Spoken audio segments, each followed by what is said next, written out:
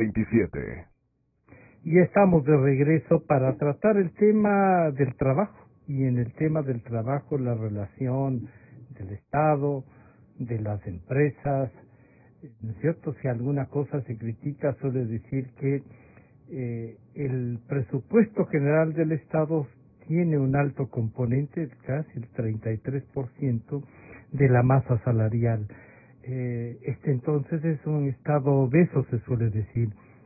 Pero para reflexionar sobre el tema laboral, hemos conectado con el señor ingeniero Patricio Alarcón, presidente de la Cámara de Comercio de Quito, y aquí le queremos pedir una evaluación de cómo está este momento. Se ha hablado de la pérdida del trabajo formal, del incremento de la informalidad, pero también del incremento de la pobreza, y eso es símbolo de que trabajo. ¿Cuántas empresas entraron en dificultad? ¿Cómo evaluar esto, Patricio? Bienvenido, buenos días. Francisco, un cordial saludo a toda la audiencia de Radio Democracia. Un gusto poder compartir con ustedes la entrevista esta mañana. Mire, Francisco, definitivamente los datos de los niveles de desempleo, de empleo adecuado y de empleo de índices de empleo joven en el Ecuador son muy preocupantes. Si revisamos las cifras, lo que pudimos ver es que la tasa de desempleo en el Ecuador ha subido al 22%, casi al 23%. Si es que nos fijamos en la ciudad de Quito, el desempleo nacional es del 13,3%, el desempleo en Quito es del 22%. El desempleo juvenil está en una tasa del 33,7%. Y el empleo adecuado, la persona que cuenta con un trabajo a tiempo completo, es apenas, si lo vemos en cifras, apenas 2 de cada 10 ecuatorianos, inclusive menos, cuentan con un empleo a tiempo completo.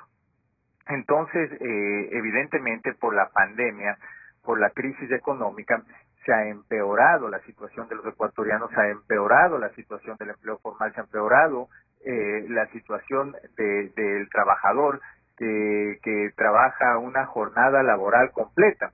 Entonces, ¿qué es lo que sucede? En consecuencia de este problema de la baja de ventas, de la baja de consumo, lo que sucede es que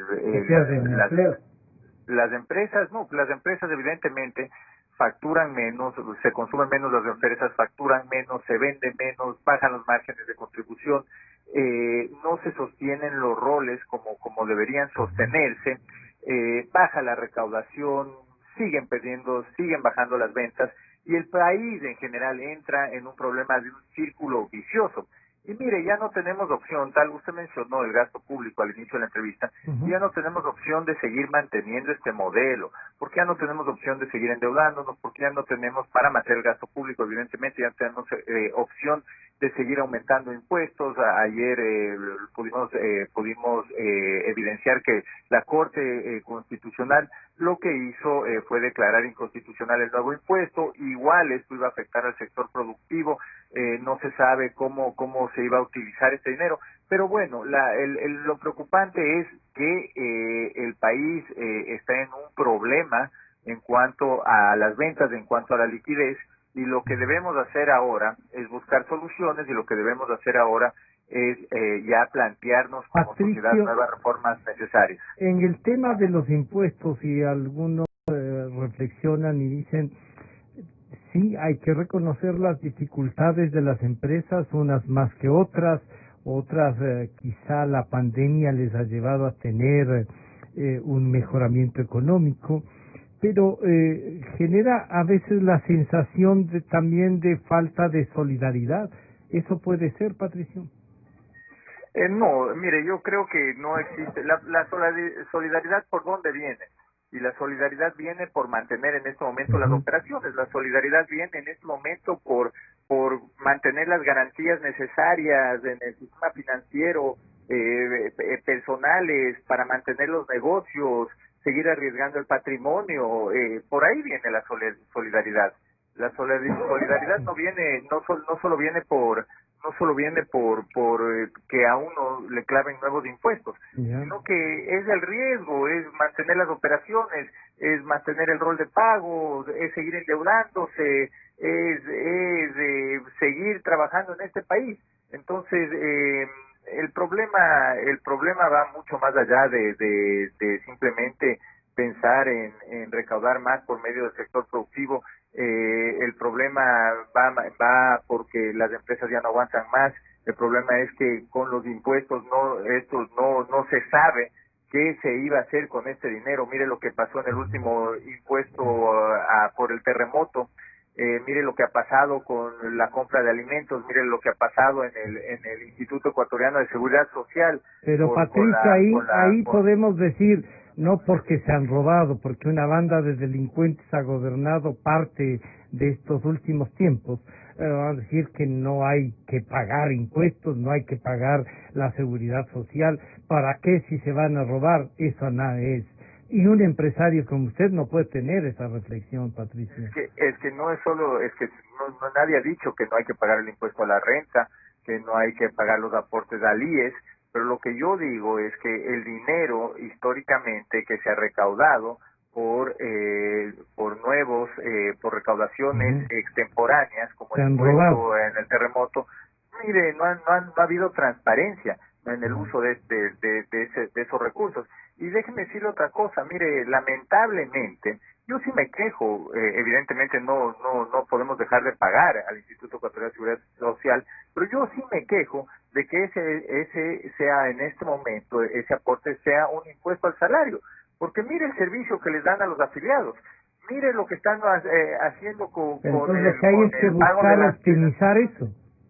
Hay que buscar hacer las reformas necesarias, como le comenté, hay que hacer una reforma al IES, hay que hacer una reforma laboral, hay que hacer una reforma tributaria, hay que hacer una reforma al Código Financiero para que entren depósitos, hay que bajar el gasto del Estado, hay que cambiar el modelo, y hay que cambiar el modelo de una manera integral, porque no podemos seguir endeudándonos para pagar un aparato estatal grande, y esto se presta inclusive, Francisco, para la corrupción.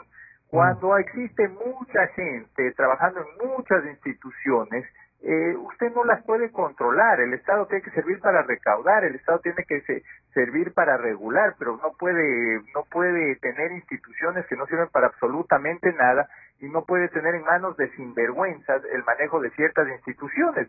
Y eso es lo que debemos hacer, el manejo privado. Yo no le digo privatizar el IES, pero sí debería haber un manejo privado, pues, gente profesional que pueda manejar el Instituto Ecuatoriano de Seguridad Social. Permítame, claro, dar la bienvenida también al doctor Miguel García Falconi. Doctor García, usted representa a los funcionarios públicos. Bueno, en debate, ¿no? En debate también esta parte que el señor ingeniero Patricio Alarcón nos reflexiona. Claro, uno podría decir la seguridad social tiene que ser manejada de otra manera. El modelo de la seguridad social en el Ecuador ha demostrado que pese al asalto logra sobrevivir, entonces no está muy equivocado lo del tripartito. Pero ahí viene una pregunta a usted como dirigente de los funcionarios públicos, doctor García, y es ¿cómo aportar? Se dice, cuidado, vayan a revisar los salarios porque eso es ilegal. ¿No será mejor hacer una revisión de salarios a quedarse sin empleo y un poco a debilitar el Estado? Doctor García, bienvenido, buenos días. Buenos días, Francisco. Saludos al ingeniero Alarcón. También está el doctor Puente. Y el doctor Puente, buenos días. Nosotros como sector público estamos, como toda la sociedad, muy preocupados por la circunstancia que tiene relación con el empleo. Creíamos que era un mecanismo de aporte y solución el proyecto de ley que había presentado el presidente de la República de ayuda humanitaria, pero es necesario que la ciudadanía conozca que una parte de ese proyecto fue eliminada por petición de las cámaras y de los representantes de las cámaras o vinculados con las cámaras, que eliminaron el capítulo entero de contribuciones que estaba en el proyecto inicial, en el proyecto enviado por el Ejecutivo. En este capítulo se hablaba de contribuciones de las empresas, se hablaba de contribuciones pecuniarias, salariales de los empleados públicos. En consecuencia, se hacía el intento de que todos los grupos sociales colaboremos para salir adelante de este problema. Todo el mundo hace diagnósticos, todo el mundo, algunos con más soberbia, encuentran soluciones rapidísimas para el problema, pero nadie puede estar exento de contribuir frente a esta situación. Cuando se dice que una de las soluciones es no podemos sostener a un aparato estatal lleno de vagos, de instituciones que no sirven para nada, se dice una parte de la verdad. El gobierno... Pero estará, perdón ahí Miguel, pero estará usted de acuerdo con que la creación indiscriminada de secretarías de esto, imagínese que teníamos un ministerio de talento humano, un ministerio de la felicidad. Desde luego que sí, pues. El problema es qué gobierno ha dejado de manejar al sector público como botín político, como cuota política. ¿Qué gobierno, qué nuevo presidente nos garantiza que eso no va a suceder así? Esto es parte de una realidad innegable. El presidente Moreno, según cifras oficiales, heredó del presidente Correa 150,000 personas con una relación de dependencia sin garantía de estabilidad. 75,000 de ellos con contratos de servicios ocasionales, 70,000 que estaban con nombramientos provisionales, que es lo mismo, y algo como 5,000 personas que habían sido contratadas para una obra en específico, concluyó la obra y seguían ahí en la nómina. De esos, ¿cuántos eran cuota política? ¿Cuántos de esos compañeros, muchos de ellos con perfiles, con responsabilidades, se veían obligados a asistir a los mítines políticos de expresidente, aplaudir y poner loas para decirle que era extraordinario? ¿Cuántos de estos fenómenos van a volver a suceder? De esto ha pasado más de 3 años. Se ha arreglado el problema, se ha depurado la nómina en la medida de que solo se queden los necesarios. No ha sucedido eso. Se ha hecho parcialmente. Pero que no se diga, usted plantea, Francisco, que deberíamos colaborar, deberíamos acceder a bajarnos del sueldo, porque el preferible dice sus palabras, bajar el sueldo antes que perder el trabajo. En la práctica esto está sucediendo así.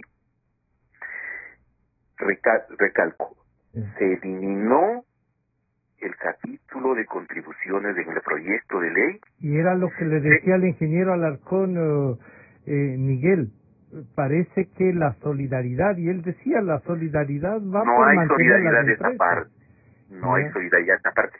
A renglón seguido, las empresas lograron una reforma laboral porque se incluyó un artículo al Código de Trabajo y también en la Ley Orgánica del Servicio Público. Luego del artículo 25 se incluyó una norma legal de esto del teletrabajo que permite en la práctica lo siguiente: que los servidores públicos estemos conectados 12 horas por disposición legal bajo la orden de la institución, 12 horas. Que los servidores públicos estemos aportando 11.45% del sueldo al IES, como que estuviéramos recibiendo la remuneración completa de 8 horas, que los servidores públicos en realidad estemos recibiendo una remuneración por 6 horas que está establecido en el artículo agregado y con los retrasos suficientes. Entonces se demuestra de manera fehaciente de que sí estamos contribuyendo en esta durísima realidad. Si alguien me da un ejemplo de que concomitante con esto se demuestre que los señores empresarios, no todos, entendemos el problema, los empresarios grandes que inclusive en esta pandemia han tenido utilidades, quieran aportar para salir un poco de esta brecha que estamos, pues entonces estaríamos hablando de dos sectores que piensan igual y no solo que el uno le achaca al otro todos los males de la sociedad. Permítame saludar también al señor doctor Miguel Ángel Puente. Miguel Ángel, bienvenido, buenos días. Bueno, desde el punto de vista, en cambio, de un abogado laboralista, esto que estamos tratando, el tema de la empresa privada, el tema del Estado y los funcionarios públicos, parecía que se puede llegar a un acuerdo. Creo que es un momento para la sensatez y llegar a acuerdos, ¿no es cierto? Esos acuerdos pasan por qué legalmente, doctor Puente, bienvenido, buenos días. Gracias, Francisco. Buenos días igualmente a Patricio y a Miguel García. Efectivamente, la situación que estamos viviendo en estos momentos es una situación compleja, es una situación que estaba prevista, es decir, no pensemos que esto simplemente es algo aleatorio lo que está sucediendo. Lamentablemente, la gravedad de la crisis del COVID, según propios datos de la Organización Internacional del Trabajo, estimaban que 305 millones de empleos puedan perderse a nivel global. En Estados Unidos ha habido un registro del acceso al seguro de desempleo como nunca antes ha existido y obviamente, inclusive en los Estados Unidos la tasa de desempleo en este momento se encuentra alrededor del 14.7%. Es decir, la economía más fuerte del mundo está efectivamente viviendo las consecuencias precisamente originadas por el COVID. Ecuador y la región no es la excepción. Ecuador lamentablemente ya veníamos con un problema estructural del empleo y ahora una tasa de desempleo que ha crecido en casi 10 puntos, al llegar al 13.3, es una de las tasas de desempleo más altas que hemos vivido de los últimos años, y entonces hay que entender que si bien es cierto es un problema coyuntural, pero también responde a un problema estructural, y es indispensable que podamos efectivamente llegar a buscar soluciones que permitan salir de este problema coyuntural, pero también establecer las bases para un futuro en el país. Y para esto es indispensable, es ahora más que nunca indispensable, volver a tratar un tema que ya lo hemos comentado en varias ocasiones, y es una reforma integral de la legislación laboral. Nuestro Código del Trabajo, un código de 1938 que ha tenido varias reformas, varias enmiendas, y que obviamente en este momento, al estar en la situación actual, tenemos que pensar que se requiere un acuerdo entre los empleadores, los trabajadores y el Estado, este acuerdo tripartito que permita construir las bases para un nuevo Código del Trabajo. Un Código del Trabajo que no responda a coyunturas, no responda simplemente a necesidades particulares, no responda a decisiones electorales, sino que responda a la necesidad de tener una estructura laboral más dinámica, más flexible en el buen sentido de la palabra, que esto no significa regresión de derechos ni vulneración de derechos, pero sí precisamente que nos permita ser más competitivos. Hoy más que nunca, Ecuador tiene que entender que necesitamos, la única forma la mayor forma de estabilidad laboral no es la rigidez laboral, es todo lo contrario. A mayor rigidez laboral, menor posibilidad de nuevas plazas de trabajo. La mayor estabilidad que podemos generar para nuestros trabajadores es justamente la reactivación del sector productivo. Yo creo que el sector productivo, y está acá Patricio, no está buscando de que el Estado nos ayude. El sector productivo lo que está buscando es simplemente que nos dejen trabajar con reglas de juego claras, con estabilidad jurídica, con seguridad jurídica. El sector productivo lo que busca es, recordemos que 9 de cada 10 empleos los genera el sector productivo, y es por esa razón que tenemos que fortalecer un sector productivo, no en beneficio de grupos económicos, pero sí efectivamente permitiendo que existan las condiciones adecuadas para que puedan efectivamente generarse más fuentes de trabajo. Solo un sector productivo estable, solo un sector productivo fortalecido permitirá la generación de más fuentes de trabajo. No existe ninguna otra forma en la que se puedan generar fuentes de trabajo ahora que tanto se lo necesita. Entonces, Patricio, ahí hay un reto para el sector productivo también. ¿Cómo desde estas dificultades, porque no hay que desconocerlas, ya venían desde antes, muchos sectores mantenían silencio frente a lo que pasaba, otros, y hay que reconocerlo también, estuvieron en primera línea de lucha para defender al país, no a un sector. Entonces hay que hacer un plan. ¿Qué les planteamos, por ejemplo, en el debate político para esto, Patricio?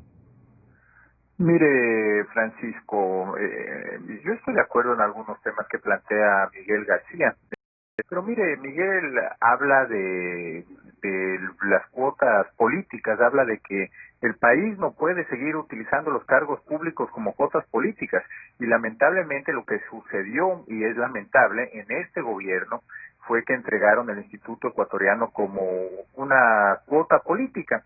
El manejo del Instituto Ecuatoriano de Seguridad Social, el manejo de los hospitales, y eso no lo debemos permitir. Ese es un cambio que estaría también en el orden de combatir a la corrupción. Entonces, fuera de que tenemos que trabajar en la corrupción, yo sí sugiero y planteo y sigo planteando que debemos trabajar ya en un cambio de modelo. Y el cambio de modelo implica en liberar la economía. Se resume en una sola palabra, que es libertad. ¿Por qué? Porque no podemos seguir con tanta regulación, y le doy ejemplos en el espectro radioeléctrico. Tienen que llegar más operadoras. No podemos seguir con tanta regulación en la operación de los campos petroleros, en la importación de los derivados petroleros. Solamente por darle otro ejemplo, que traería una gran cantidad de plata al país. No podemos seguir con tanta traba para poder trabajar en la explotación minera. Solamente por darle otro ejemplo, no podemos seguir con tanta traba para seguir operando el sector eléctrico. Solo el Estado puede transmitir, maneja la mayoría del sector eléctrico. No podemos mantener un Estado obeso. ¿Por qué no sacamos nada solo bajando sueldos en este momento? Y después de 8 o 7 meses los vamos a tener que subir y no vamos a poder sostener esa masa salarial. No podemos seguir manteniendo Pero empresas. hay que hacer un plan a largo plazo también a largo en plazo. eso. Pero por supuesto tenemos que trabajar Pero en desregular modelo. todo tampoco puede ser el renunciamiento de un Estado que garantice en cambio a todos los ecuatorianos lo que le corresponde, Patricio. No, es que lo que el Estado tiene que hacer, Francisco, es regular, pues hacer que las leyes se cumplan, hacer que los trabajadores no pierdan su derecho, hacer que los empresarios paguen la seguridad social, por dar un ejemplo, que paguen los impuestos. O sea, tienen que regular, tienen que controlar, tienen que recaudar, pero no pueden tener empresas como TAME Inmobiliar con $1.000 millones de activos, Ferrocarriles del Ecuador, el Instituto de la Economía Popular y Solidaria, la Superintendencia de Control de Mercados, que solo molesta en estos momentos. Y más allá de eso, mire, como empresarios, y yo les digo una cosa, como empresarios, en estos momentos no podemos esperar que el Estado nos ayude. Nosotros tenemos que ser más eficientes, nosotros tenemos que ser proactivos, nosotros tenemos que ayudarnos. Nosotros acabamos de lanzar una iniciativa, se llama la Liga de Rescate. Hay una plataforma que la trajimos de Colombia, es www.ligadelrescate-.com.es. Y mire lo que hacemos. Nosotros invitamos a todas las pequeñas empresas a que suban cuál es su problemática, a que nos comenten cuál es su problema, necesidades de capital de trabajo, apertura de mercados, lo que fuera. Y tenemos rescatistas que están ayudando ya a las empresas pequeñas. Y les ayudan respuesta a los problemas que tienen. Exacto, y ayudándoles, ¿no? Ayudándoles en capacitación, ayudándoles a buscar nuevos mercados, ayudando en temas de financiamiento, inclusive. Mire, la plataforma la lanzamos hace más de una semana y ya tenemos muchísimos casos de éxito, ya lo vamos a publicar, y muchas empresas que están pidiendo ayuda, y sobre todo tenemos empresas que están en grupos grandes, empresas grandes que están ayudando. Pero esos son el tipo de iniciativas en las que nosotros como empresarios tenemos que trabajar, porque los empresarios y el sector empresarial solo va a salir adelante si es que se ayuda, si es que trabaja y si es que sigue activo. Pero caso contrario, terminaremos quebrando si es que esperamos la ayuda del gobierno y si solo nos mantenemos quejándonos. Entonces sí, paralelamente tenemos que trabajar, pero es hora, estimado Francisco, y ya es hora de que el país se dé cuenta que requerimos un cambio de modelo. Si es que no trabajamos en que el nivel del sector empresarial pueda seguir creciendo, existan más empresas, el Estado siga siendo más pequeño, siga recaudando, siga regulando y no siga interfiriendo en la economía, entonces no vamos a salir adelante, Francisco. Miguel, entonces, Miguel García, si ya los empresarios hacen una propuesta, si los abogados y desde la parte legal se hace otra, habrá que esperar también que los sectores políticos tengan una. Esperamos también del sector público una propuesta que nos ayude a revisar lo que usted de alguna manera nos ha dicho, ¿no? O sea, la utilización política. Que conste que no digo que los que ganan las elecciones no deben administrar para incluso responsabilizarse de lo que asumen, ¿no es cierto? Pero el funcionario de carrera, rehabilitar eso que era la carrera pública que dignificaba a los ciudadanos. Miguel, ¿cuál sería la propuesta? Francisco, a veces solo se analiza los defectos, no las causas que se han ocasionado en las instituciones.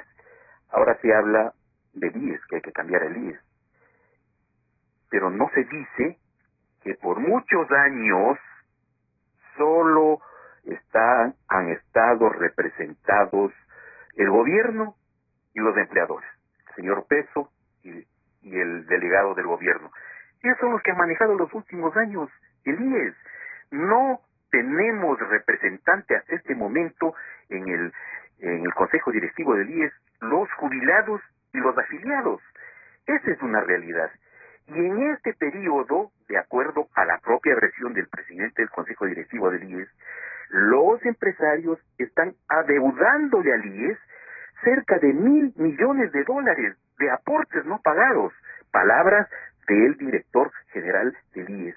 Es más, es un fenómeno que se sabe, que se ha denunciado a veces, que no solo que no dejan de pagar el aporte patronal, sino que más grave aún, que descuentan al empleado o al trabajador el aporte personal y tampoco pagan. Entonces, hay que corregir de inmediato esas circunstancias. No encuentro cuál es el obstáculo para que los empresarios que estén en este problema no cancelen lo que tienen que cancelar. Esto es una de las cosas. Se habla también de que hay que encontrar un tripartito en el Ministerio de Trabajo que había ya avanzado en algo para analizar un nuevo código del trabajo. La propia OIT dice que hay que hacer eso. La propia OIT dice eso, pero tiene que ser sobre la base, aunque parezca una ingenuidad, de la buena fe de las partes. Que no nos sentemos prevalidos de que gobierno y empresarios vamos a hacer fuerza para que la otra parte, los trabajadores, cedan a nuestras ponencias. Si se hace de buena fe, se expone por parte de cada una de las partes intervinientes cuáles son sus objetivos y sus aspiraciones, y se va viendo qué aspiraciones, pese a que son loables, no son posibles, vamos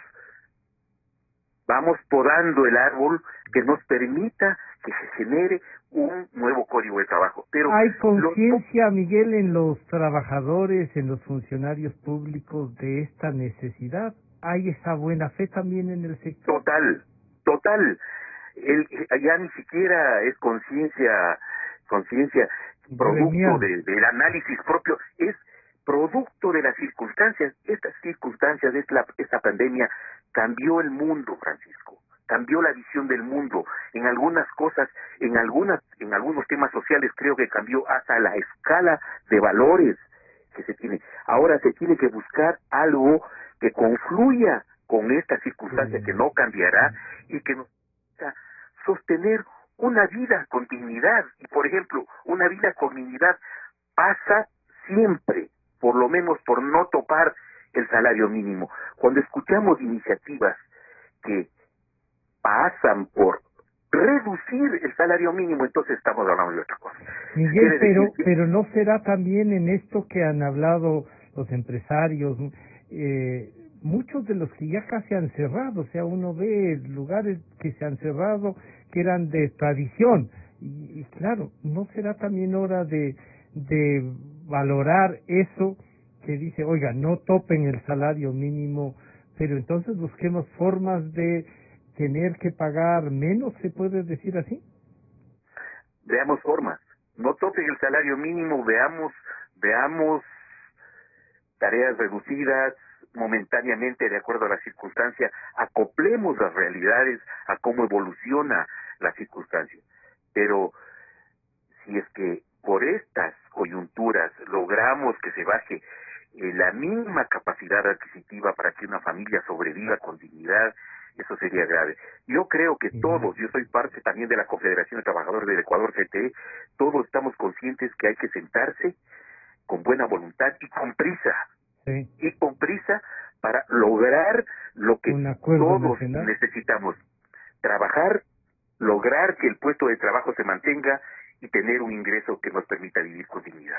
Miguel Ángel, ¿se puede entonces trabajar en la base de lo que nos ha dicho Miguel? Oiga, el salario mínimo no se topa, pero podemos buscar formas que nos permitan tener una negociación y generar trabajo, si no es con el salario mínimo, por horas, o sea, lo que antes también se podía hacer, Miguel Ángel. Así es, yo creo que hay que adaptarnos a las nuevas realidades, esto es una realidad diferente y por lo tanto creo que es indispensable no solo por la coyuntura actual, sino por la estructura realmente económica del país, que necesitamos acoplarnos a nuevas modalidades.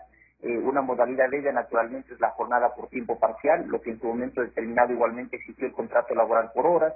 Haber eliminado esa posibilidad fue un grave error, porque este contrato por horas hubiese en este momento permitido precisamente que las personas que podían acceder por lo menos a un trabajo por horas, como su nombre lo indica, puedan tener un ingreso versus no tener ninguna forma de ingreso en este momento. Entonces, yo creo que es indispensable esto. Creo que no es el momento de buscar culpables ni tampoco de pensar que somos bandos distintos o partes opuestas, trabajadores de empleadores, o que el Estado está respaldando a los empleadores y quiere afectar a los trabajadores. Yo creo que esa no es una posición proactiva. Yo pienso que las tres partes, empleadores, trabajadores y el Estado, tenemos que entender que somos las mismas partes que estamos orientados a un mismo objetivo, que es precisamente... Lo que ha dicho Miguel García Falconi eso necesita buena fe y compromiso. Así es.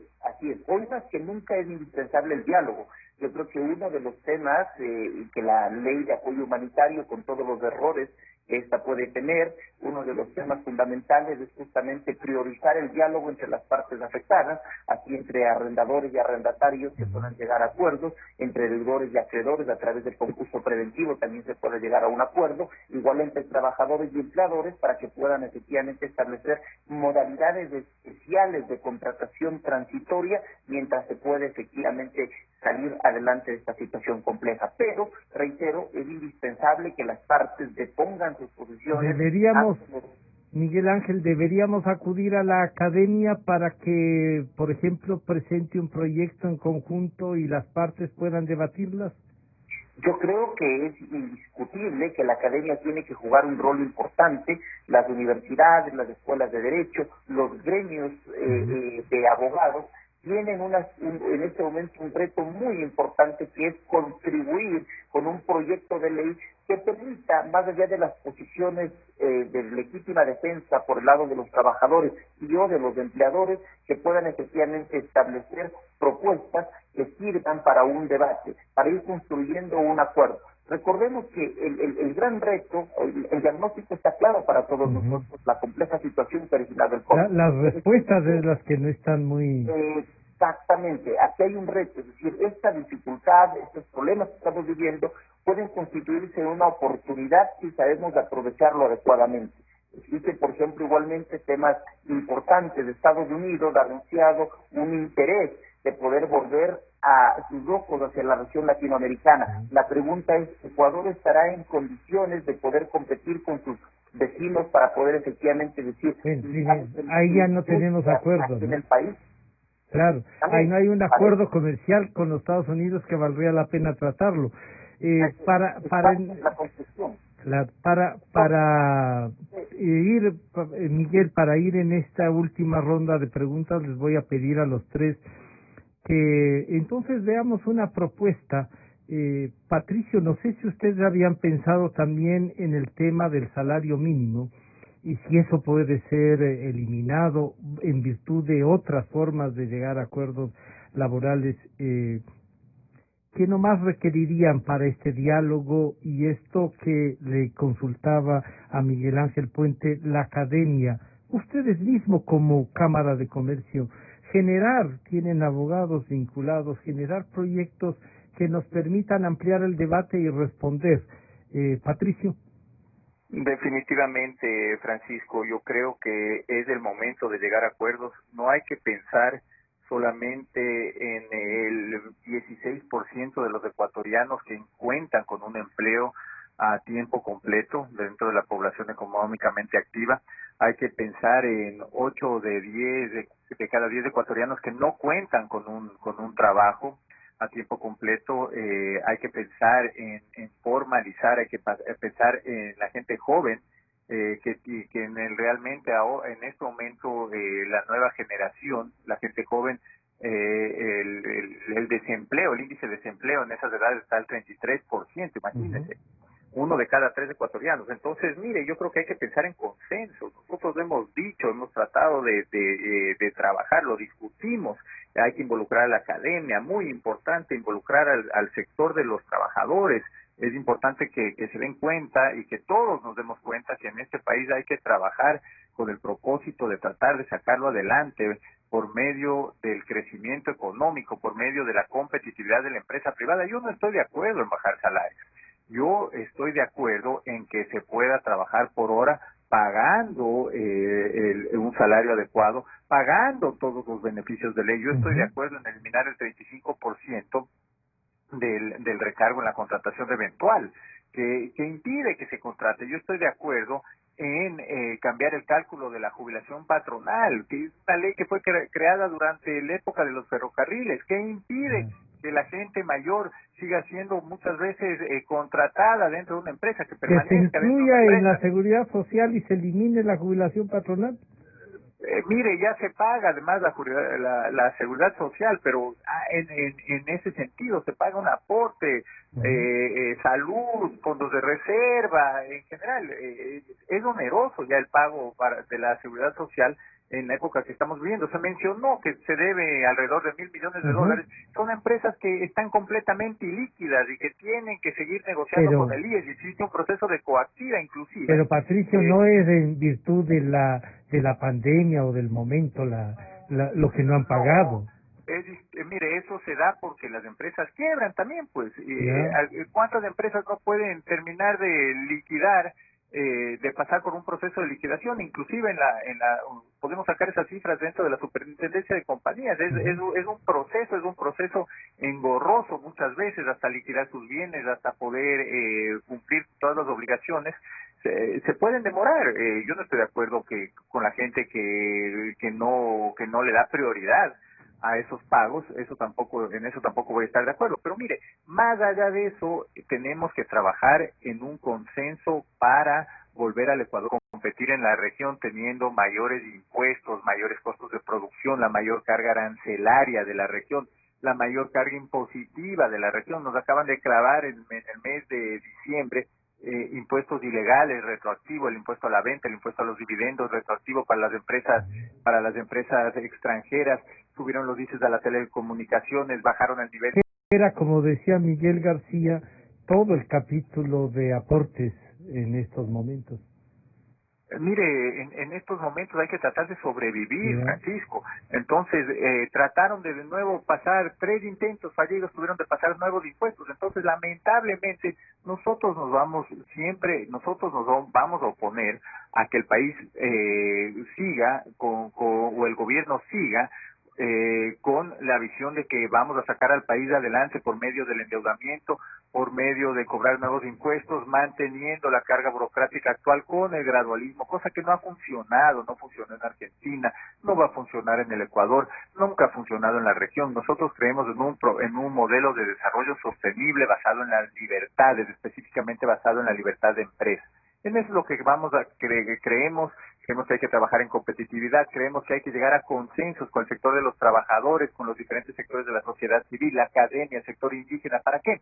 Para que se puedan conseguir nuevas fuentes de trabajo, para que se pueda crear riqueza, para que se pueda crear valor, generando nuevas empresas y haciendo que las empresas actuales crezcan y evidentemente evitando que el gobierno siga manejando todos los sectores estratégicos del país. Que ojo, yo no estoy diciendo que esos activos tienen que pasar a manos de privados, sino que pueden existir administraciones independientes, estamos reformando urgentes o controladas, evidentemente, yeah, pero independientes. No podemos seguir con el mismo modelo. Nosotros, mire, hemos sido el único gremio que hemos defendido a las empresas multinacionales, a los empresarios locales de los impuestos que nos clavaron durante este gobierno y que pretendieron seguir trabajando en el mismo modelo de recaudación y de endeudamiento durante estos últimos 3 años y medio. Entonces no estamos de acuerdo con eso y creo que es hora de que el ciudadano en general se dé cuenta que la única manera de salir adelante es por medio del sector productivo, bien regulado, bien controlado, pero con la posibilidad de ser competitivo en cuanto a los costos. Y eso es necesario para que al ecuatoriano también le cueste menos el producto que está comprando. Si hay que incrementar el consumo, tienen que incrementar las ventas. Eso es, estimado Francisco. Y bueno, entonces, Miguel García, la propuesta está lanzada, ustedes también deberán trabajarla y reflexionar, ¿no? Reflexionar sobre el rol que han de tener los funcionarios de carrera, que no están al servicio del gobierno de turno, sino del país, y que vuelva a hacer lo que era, Miguel, el funcionario público, ¿no? Esa persona respetable que había para garantizar lo que Patricia ha dicho, que el Estado nos garantiza a todos. Miguel. Gracias, Francisco. Yo quiero hacer unas puntualizaciones respecto a lo que mencionaba Patricio. Por ejemplo, se acepta de que la empresa privada está debiendo alrededor de $1,000 millones de aportes al IES. Y aparece de las palabras como que esto se pagara a final de año. No, Francisco. El aporte al IES es aporte mensual. O sea, que puede haber quebrado después de un año y que a fin de año, lo de diciembre esté debiendo, se entendería, pero es aporte mensual. Se habla también de que el Estado no debería tener bajo su égida a las empresas públicas, porque ya vemos los resultados de las empresas públicas. Por el cierre de las empresas públicas se calcula que más o menos van a salir alrededor de entre 3 y 4,000 compañeros que laboran en las empresas públicas. Pero lo que nadie nos dice, o no nos quiere decir, y que quedan en deuda, es ¿por qué las empresas públicas están en esta situación? ¿Quién les administró? ¿Cómo administrar una empresa pública? Y se van a llevar la sorpresa de que en muchas empresas públicas los que administraban eran gente venida de la empresa privada. Entonces, no puede analizarse solo los resultados. Se tiene que analizar las causas del por qué empresas no han sido rentables, por qué tienen tanta deuda. Es porque han sido mal manejadas. Eso tratando con delicadeza, pero tratando sin delicadeza es porque han sido poco idóneamente manejadas y más claro, han sido asaltadas. Esa es la circunstancia. No es el Estado. También tienen parte los administradores de esas empresas que ahora están generando una gran incertidumbre por la desocupación. Pero también los funcionarios, Miguel, que han callado y han permitido eso. Desde luego que sí. En un sistema en donde reina la impunidad y el que denuncia sale enjuiciado, pasan estas cosas. También se habla de que hay que bajar el costo de producción. Sí es cierto, pero por favor, que no se diga que la manera más ideal de bajar el costo de producción es bajar el salario, como se ha dicho en algunos casos. También podríamos nosotros sugerir respetuosamente que una cosa interesante sería también que los señores empresarios se conformen con un margen de utilidad un poco menos del habitual.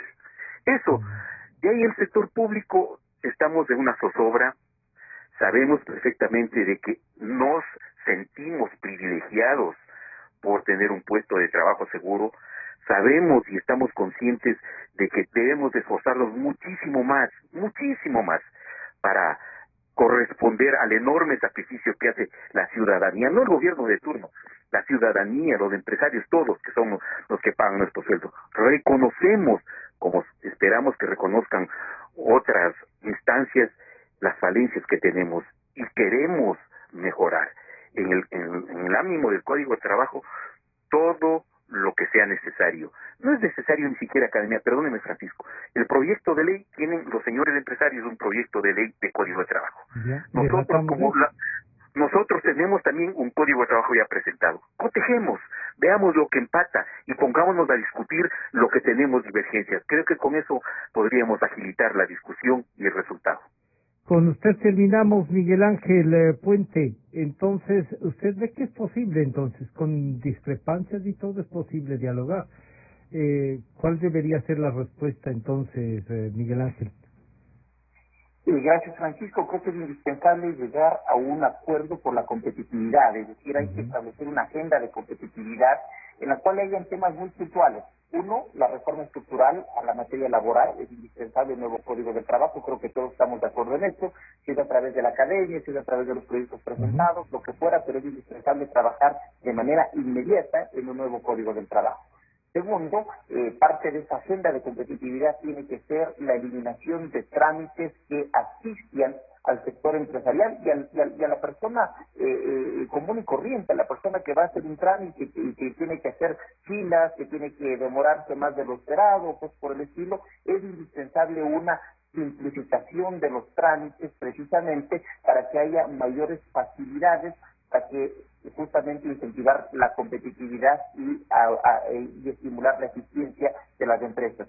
Tercero, seguridad jurídica. Yo creo que el país, aparte naturalmente del Código del Trabajo, que es indispensable reformarlo de manera integral, no le hacen falta leyes. Por ejemplo, Miguel García decía, los empleadores no han pagado la aportación del IES. Pues existe una ley, existe un proceso coactivo, el IES lo que tiene que hacer, si tiene empleadores que le han retenido y no han pagado las aportaciones, inicien los juicios penales respectivos ante la Fiscalía, inicien los procesos coactivos. Lo que pasa es que posiblemente hay funcionarios que no están haciendo este trabajo y funcionarios públicos que no están haciendo su trabajo tienen que irse a la casa. Así de simple, porque son ellos los que tienen en sus manos los recursos para poder cobrarlo. Pero Miguel Ángel, fíjese lo que pasa, ¿no? En Guayaquil hay gente que sigue cobrando su salario, pese a que están incluso en la cárcel, y algunos que dicen que no les pueden sacar pese a todo lo que han hecho. Así, exactamente. Lamentablemente, y posiblemente aquí discrepe Miguel conmigo, pero lamentablemente ciertos funcionarios, y aclaro, ciertos funcionarios porque son la excepción, la regla general creo que todos hacen el mejor esfuerzo precisamente por realizar sus tareas de manera adecuada, pero ciertos funcionarios se creen intocables porque gozan de un nombramiento definitivo y creen que pueden efectivamente hacer tabla rasa de la ley y pues desean actuar al margen de lo que efectivamente es su responsabilidad legal y moral como tienen que actuar. Entonces yo creo que es indispensable naturalmente que las partes, cada uno de nosotros pongamos un grano de arena, unámonos, tanto el sector empresarial, tanto los trabajadores. Reitero, aquí no tenemos que vernos como partes opuestas, somos las dos caras de una misma moneda. No hay empresas sin trabajadores y no hay trabajadores sin empresas. Muchísimas gracias.